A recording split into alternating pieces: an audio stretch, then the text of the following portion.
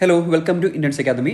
പ്രധാനമായും 4 തരം പ്രത്യേക ഭൂരിപക്ഷങ്ങളുണ്ട്. അത് ഏതൊക്കെയാണെന്ന് നോക്കാം. അപ്പോൾ ആദ്യമായിട്ട് നമ്മൾ ഓർത്തിരിക്കേണ്ടത് ഈ പ്രത്യേക ഭൂരിപക്ഷം എന്ന് പറഞ്ഞു കഴിഞ്ഞാൽ എത്രയാണ്? 3/2 ഭൂരിപക്ഷമാണ് ഈ പ്രത്യേക അല്ലെങ്കിൽ സ്പെഷ്യൽ മെജോറിറ്റി എന്ന് പറയുന്നത്. അത് എല്ലാ കേസിലും ഇത് ബാധകമാണ്. 3/2 എന്നുള്ളത് ബാധകമാണ്. അപ്പോൾ അത് നിങ്ങൾ എന്തായാലും ഫിക്സ് ചെയ്ത് പഠിച്ചു വെച്ചേക്കുക.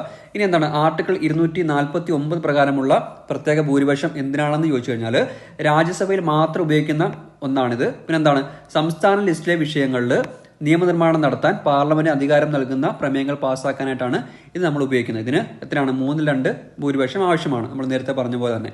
ഇനി ആർട്ടിക്കിൾ 61 പ്രകാരമുള്ള പ്രത്യേക ഭൂരിപക്ഷം എന്താണെന്ന് നോക്കിക്കഴിഞ്ഞാൽ നമുക്കറിയാം. ആർട്ടിക്കിൾ 61 എന്തുമായിട്ട് ബന്ധപ്പെട്ടുള്ളതാണ്? രാഷ്ട്രപതിയുടെ ഇംപീച്ച്മെന്റുമായിട്ട് ബന്ധപ്പെട്ടുള്ള ആർട്ടിക്കിളാണ് ആർട്ടിക്കിൾ 61. ഇതിനും എന്താണ് സഭയുടെ ആകെ അംഗബലത്തിന്റെ 3/2 ഭൂരിപക്ഷം ആവശ്യമാണ്, നമ്മൾ നേരത്തെ പറഞ്ഞ പോലെ. അപ്പോൾ അത് നിങ്ങൾ ജസ്റ്റ് ഓർത്ത് വെച്ചേക്കുക.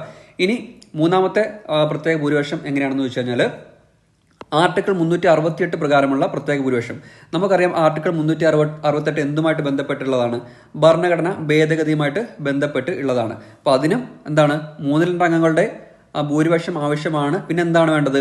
സഭയുടെ ആകെ അംഗബലത്തിന്റെ 50% അംഗങ്ങളുടെ പിന്തുണയും കൂടെ ആവശ്യമാണ്. എന്തിന്?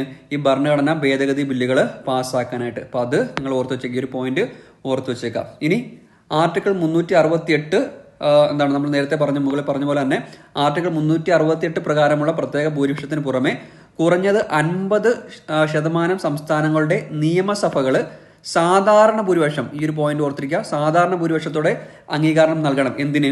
കേന്ദ്ര സംസ്ഥാന ബന്ധങ്ങളെ ബാധിക്കുന്ന ഭരണഘടന ഭേദഗതികൾക്ക് ആവശ്യമായിട്ടുള്ളതാണ്. എന്തൊക്കെ?